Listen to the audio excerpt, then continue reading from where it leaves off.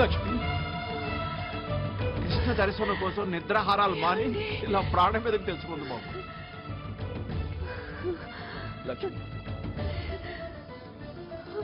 నువ్వు దగ్గరికి వచ్చినప్పుడు నేను దూరం చేశాను. అందుకే ఇప్పుడు నేను దగ్గర అవుతుంటే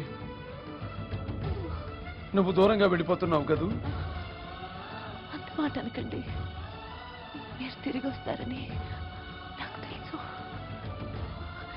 కానీ ఆ కిట్టయ్య తను దర్శనం ఇవ్వకుండా వెళ్ళిపోమంటున్నాడు. లక్ష్మి,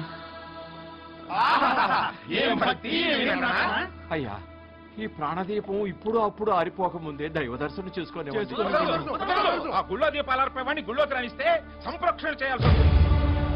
వీడు వాలకం చూస్తుంటే దాన్ని తీసుకుని గుళ్ళోకి ప్రవేశించేలా ఉన్నాడు. తలుపులు మూసి తాళాలు వెయ్యండి. పదండి.